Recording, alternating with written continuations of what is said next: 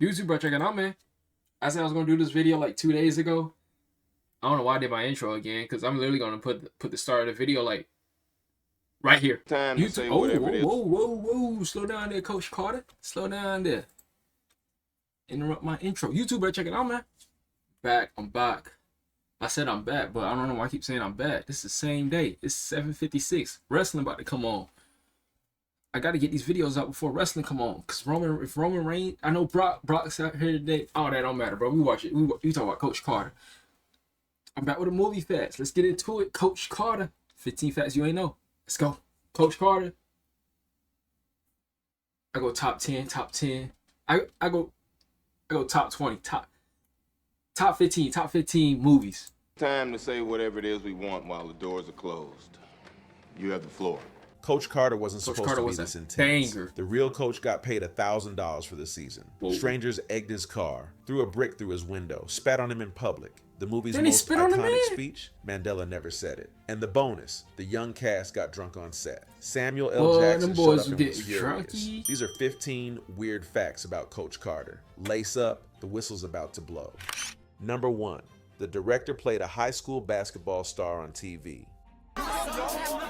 Wait, he played a basketball star? Thomas Carter didn't just direct Coach Carter, he lived it. He put himself in the movie. Decades earlier, on network television, from 1978 to 1981, Carter played James Hollywood Hayward on The White Shadow. The premise, a white former NBA... Ain't gonna cap, bro. I got wrestling coming up, so I'm trying to knock out the quick videos. We'll get to this tomorrow. Stay tuned. I'll be back. Yeah. It's 2 days later. Let's get into it. Oh, shoot. I thought I hit stop recording.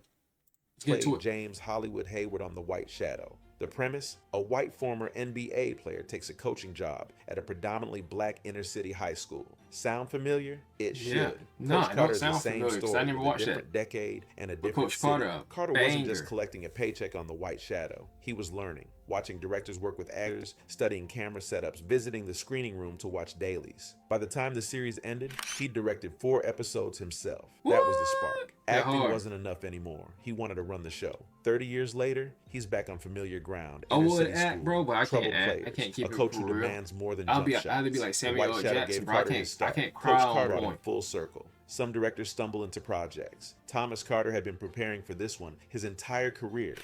Number 2, Channing Tatum's film debut. Yeah, I and knew he that. never played basketball. I knew that. What's your name, I think I saw like an interview or like an article that Channing didn't know how to play basketball at all, bro. He literally sucked.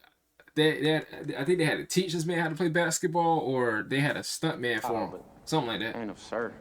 Before Magic Mike, before 21 Jump Street, before the Hollywood A-list, there was Jason Lyle, a high school basketball player in Richmond, California. Channing Tatum's first movie role. Here's the problem. Tatum had never played basketball. Not in high school, not recreationally, not ever. While his castmates were running drills like second nature, Tatum was learning Man, I would've been fundamentals running- from I would've scratch. running The drills. production brought in coaches specifically to get him up to speed. Yep. Individual training sessions, extra hours in the gym. He had to look like he belonged on the court with guys who'd been playing their whole lives. Before Coach Carter, Tatum's resume was thin. He'd worked as a roofer in Tampa. Whoa, that don't look like moonlighted Channing as a Tatum. stripper. His first paid entertainment gig, $400 as a background dancer in Ricky Martin's Man, She let me Bangs get music $400 to video in be a 2000. background That dancer. led to commercials, modeling gigs, and eventually an audition for a basketball movie. He had no business booking. Nobody knew Channing Tatum in January 2005. By the end of the decade, I didn't watch the movie everybody till I was did. like in Coach middle Carter school. wasn't just his debut; it was his launch pad.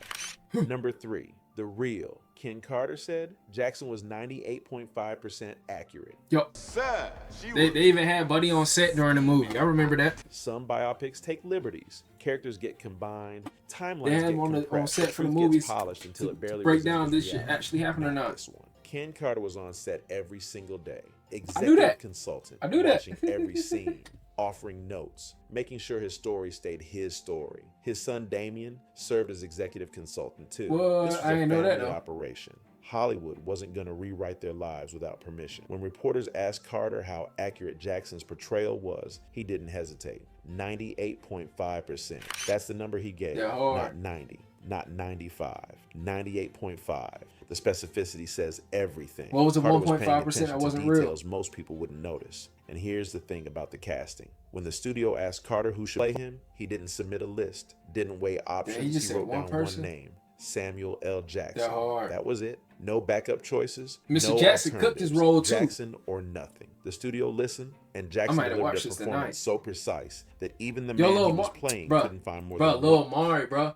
When the movie reaction coming, bro. South Central. I said South Central. Yeah, we can watch South Central, Menace to Society, or we can rewatch Coach Carter. I know you seen Coach Carter. Let's do it. 1.5% worth of complaints. Number 4, the deepest fear speech isn't from Nelson Mandela. It's the emotional climax of the film. I don't even Timo remember that. Cruz stands in front of his teammates. Coach Carter asks him a question he's been asking all season. Oh, no, What is your I deepest do fear? remember And this. Cruz delivers a monologue that's been quoted in graduation speeches, motivational seminars, and Instagram captions Shit ever was hard. since. Our deepest fear is not that we are inadequate. Our deepest fear is that we are powerful beyond measure. Powerful words. Attributed constantly to Nelson Mandela's Shout out Nelson 1994 Mandela. Annual address. There's just one problem. Shout out Mr. Mandela never Mandela. said them.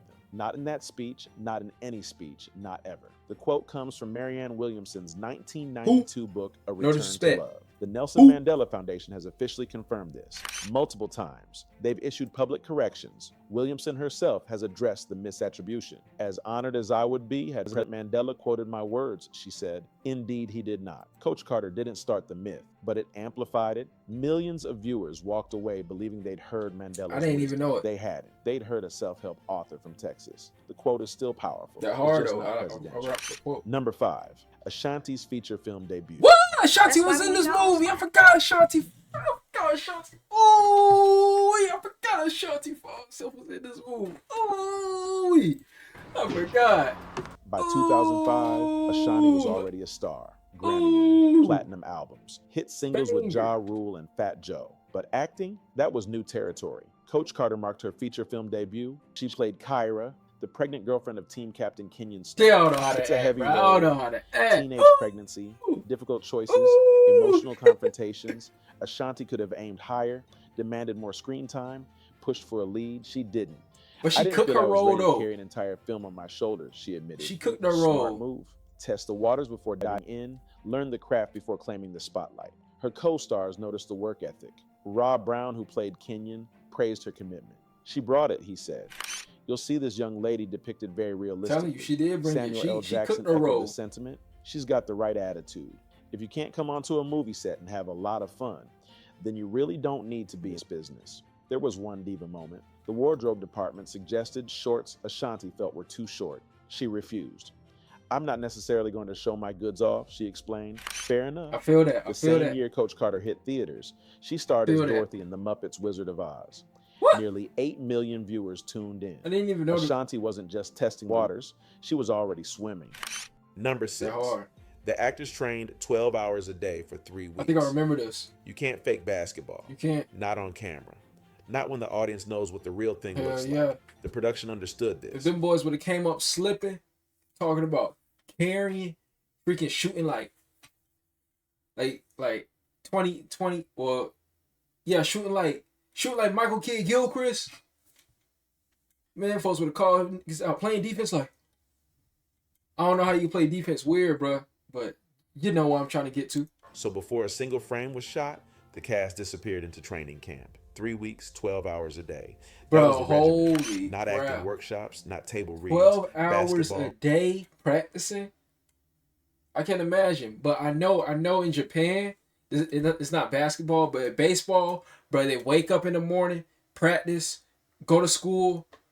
In middle of classes, they go to practice or go hit in the cages, batting cages for people that don't know.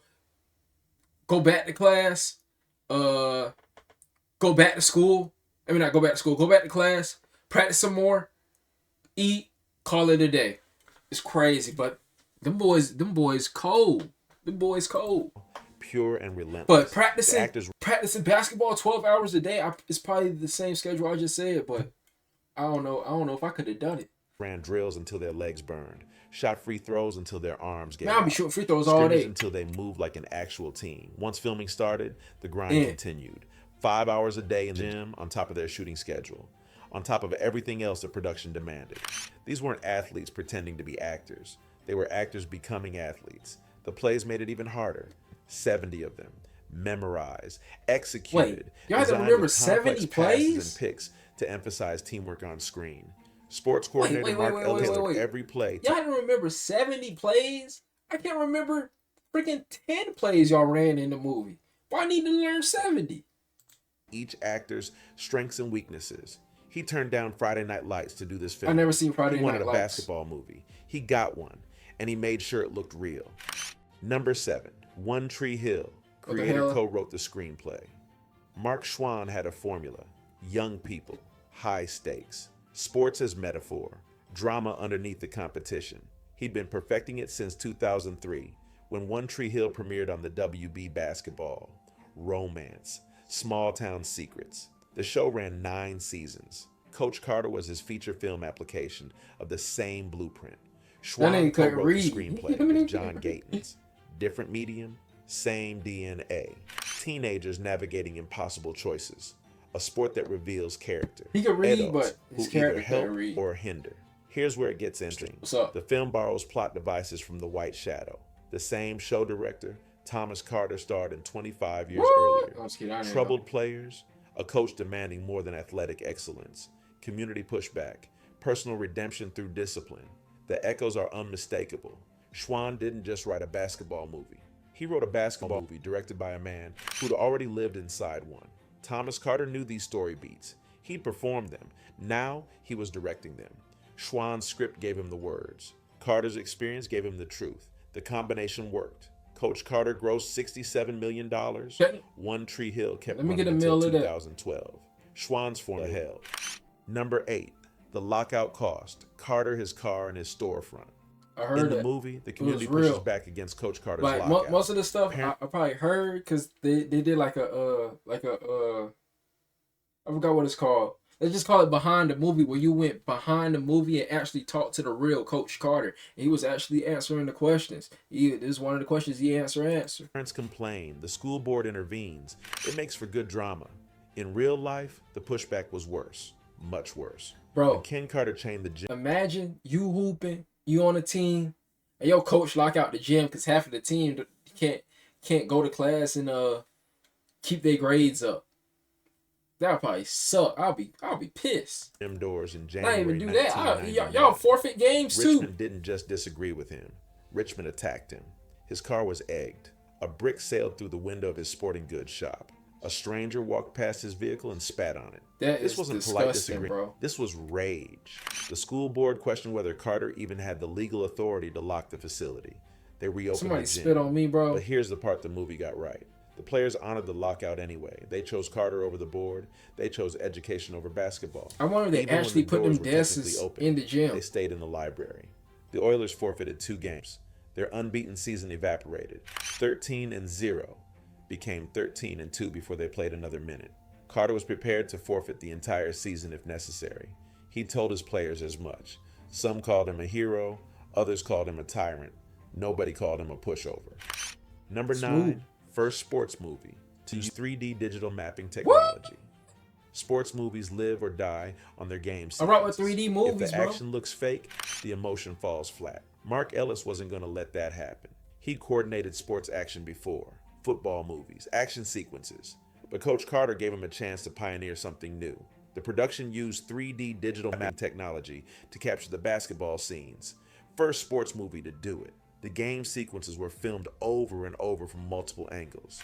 Every pass, They're crazy. They're every hard. shot, every defensive rotation, mapped and rendered to ensure the footage cut together seamlessly. They're hard. Some sequences weren't staged at all. Ellis ran actual scrimmages, let the actors play real basketball, captured the chaos and flow Okay, of that's why I genuine need to learn competition. 70 You plays. can choreograph Okay. a dunk. You can't choreograph instinct. The scrimmages gave the film moments no script could manufacture. Ellis tailored every play to the actor's abilities. If someone had a weak left hand, the play went right. If someone could finish at the rim, they got the ball in paint. The result was basketball that looked like basketball. Not actors hitting marks, not choreography pretending to be competition. The technology was new. The authenticity was timeless. Number 10. Carter refused to let the studio give the film a happy ending.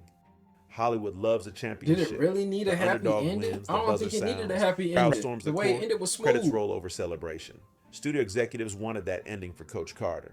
Ken Carter said no. In real life, Richmond didn't win at all. Yeah, They we didn't. finished 19-5, That movie lost didn't in need the a happy second ending. round of the state Like- playoffs. That was the truth. Like if you And actually Carter watch the insisted movie, it didn't need a happy ending. Them getting back together and hooping was the happy ending. It really didn't need one. the film honor it. The studio pushed back. A loss isn't satisfying. Audiences want triumph. Carter didn't budge. The movie compromised slightly. Changed the record from 13-0 to 16-0 before the lockout. Showed Richmond losing in the first round instead of the second. Small adjustments. But the loss stayed. The championship never It was came. smooth. Carter understood something the Damn, I studio forgot buddy did. name, bro. The real victory was never about basketball. What's his name? Cortez? Half his players from the 1998 was to hooping. 99 squad got into college at a school where only 24 out of 200 graduating seniors typically managed that. That was the win, not a trophy, not a banner, diplomas, futures, lives redirected. Carter got his ending, the one that mattered, a story that ends in loss and somehow still feels like winning. Number 11, the real coach. Carter carried the Olympic torch. That's smooth, bro. That's smooth. The lockout made Ken Carter famous. What he did with that fame made him legendary. In 2002, the Winter Olympics came to Salt Lake City. Thousands of torchbearers carried the flame across America. Athletes, celebrities, community leaders. Ken Carter was among them, running through his hometown of Richmond, California, carrying fire that would eventually light the Olympic cauldron. A high school basketball coach, holding a symbol reserved for the world's elite. The honors didn't stop there. Governor Gray Davis called him a hero, attended an Oilers game personally. The NAACP named him Impact Citizen of the Year. San Francisco Mayor Willie Brown presented him with Shout a out Willie leadership Brown. award. California gave him the Unsung Heroes Award. City Flight magazine listed him among the 10 most influential African Americans in the Bay Area. All because he locked a gym door. Oh. All because he valued report cards over box scores. Carter didn't set out to become a national figure. He set out to make his players graduate. The spotlight found him anyway. I wonder if he's And still when it coaching. didn't shrink from it. He carried the torch, literally. The man who benched an undefeated team became an Olympic symbol. Sometimes doing the unpopular thing leads to the biggest stage. Number 12. After Richmond, Carter coached a professional slam ball team. Basketball For real? wasn't done with Ken Carter, but traditional basketball might I have remember been. when Slam At Ball leaving was Richmond High in on 2002, Cartoon Network, Carter bro. took a job Fell in nobody love saw with it. coming. Head coach of the LA Rumble, a professional slam ball team. If you've never heard of slam ball, here's the pitch. Basketball on crazy. trampolines. Trampolines. 4 of them, built to the court around each basket. Players uh-huh. launch themselves toward the rim. Full contact is legal. Yep. Bodies collide in midair. Yep. It's basketball meets football meets extreme sports. The league aired on Spike TV. Think WWE production values applied to athletics. Carter didn't just dabble, he dominated. The Rumble won the championship so? in their first season under his coaching. From 2002 to 2003, and again in 2008, Carter's teams won a combined 25-6. The same discipline that transformed Richmond High worked on professional athletes bouncing off trampolines. It sounds absurd. A coach That's famous crazy. for You go from academic standards leading a team in a sport real that looks basketball like a video game. to But Carter's trampoline principles basketball. were transferable. Preparation, accountability, teamwork, execution. Whether the court has trampolines or hardwood, the fundamentals don't change. Carter proved that, with a championship trophy from a league most people have never heard of. Number 13. The student characters were fictionalized to protect real players. Timo Cruz, Kenyon Cruz, Stone, not Cortez. Jason Lyle, Junior Battle, Worm. You know their names. You watch their struggles. You cheer their redemption. None of them existed. The film invented every student character except one. Damian Carter, Yep. Ken's son, was real, played by Robert Richard. Everyone Smoked else, this role. composite characters, fictional names, imagined circumstances. The production made this choice deliberately to protect the actual players from embarrassment. Coach Carter implies criminal activity, drug dealing, gang involvement, teenage pregnancy, heavy subject matter. The real 1999 Richmond players had their own stories. Some matched those themes, some didn't. Attaching real names to fictional crimes would have been reckless. Yeah. So the writers built new characters from scratch. But the real players, they wrote their own endings. Courtney Anderson became a tight end in the NFL, suiting up for the Oakland Raiders, Detroit Shout out Lions, and Courtney Atlanta Anderson. Falcons. Wayne Oliver became a motivational speaker, eventually touring alongside Wayne Carter Oliver. himself. Chris Gibson attended Tulane with plans to open a hotel in New Orleans. Their names Shout out, stayed off the screen. Gibson. Their future spoke louder than any script. Number 14, the film opened. Number 1 and beat Meet the Fockers. January 2005.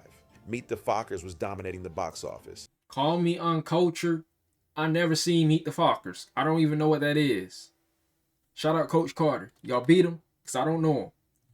Ben Stiller. Shout out Ben Robert Stiller. De Niro, Shout out Barbara De Niro. Streisand, De Niro. Dustin Hoffman. A comedy De sequel with Niro. A-list firepower. It had been number 1 for weeks. Nobody expected a basketball drama to knock it off. Coach Carter opened on January 14th. First place. $24.2 million from 2,524 theaters. Meet the Fockers dropped to second with a $19.3 million. A sports movie about a high school coach in Richmond, California, had just outperformed Hollywood royalty. The film kept performing. Final domestic gross hit $67.3 million against a $30 million budget, more than double the investment. For 2005, Coach Carter ranked 36th at the overall box office. Respectable company, strong legs. MTV Film co-produced. At the time, this became their highest grossing release. Hey, A cable Shanti. music channel's movie division, beating established studios at their own game. The formula worked. Samuel L. Jackson's star power, an inspirational true story. Shout out Young Samuel L. actors Jackson. audiences hadn't seen before. Coach Carter wasn't supposed to be a blockbuster. It became one anyway. It became a Sometimes the banger. underdog wins at the box office too. Number 15, Every Player. Carter coached Graduated, and Ken returned in 2024. The movie ends with title cards, text on screen telling you what happened to each character, college scholarships, career paths, futures secured. It's standard biopic stuff, except this time it was true. Every single player Ken Carter coached from 1997 to 2002 graduated from high school. That hard. Everyone. All 15 players from the 1999 lockout team attended college That at hard. a school where graduation rates hovered around 50%, where only 24 seniors out of 200 typically made it to higher education. Carter's players beat those odds, all of them. The story should end there. It doesn't. In December 2024, Ken Carter returned to Richmond High School, head coach again, after more than 2 decades away. The team he inherited had gone 1-21 the previous season. Them boys Dead suck. last in their league, bottom of the section. One of the worst programs in California. His first game back, a 61-25 loss to Envision Academy. The opponent had only 8 players on their roster. 2 were injured. Richmond still got out-rebounded and out-hustled. The rebuild was going to take time. But the players weren't discouraged. Sophomore Matthew Hernandez told reporters his hopes were high. If he pushes us and trains us Okay. even harder than he did in the movies, Hernandez said, I think morale will be really high. Harder than the movies. That boy That's the Hernandez standard. played baseball. A He film didn't play no about basketball. discipline became the He said baseball benchmark my- for my discipline first sport. itself. Ken Carter is 70 years old. He's Still coaching, 70. Still demanding more. Some stories don't have endings. They have next seasons. Bonus. The cast got drunk on set, and Samuel L. Jackson was furious. I'll be The pool pissed party too. scene in Coach Carter wasn't acting. The cast Oh, was it wasn't? actually drunk. Antoine Tanner, Worm in the film, revealed on the Taboos Comics and Kicks podcast that he brought his own concoction to set. A blend of Hennessy, Hypnotic, and other liquors he called the Coochie Juice. He passed cups to his co-stars and extras. By the time cameras rolled, nobody was faking anything. The scene celebrates the Oilers winning their holiday tournament.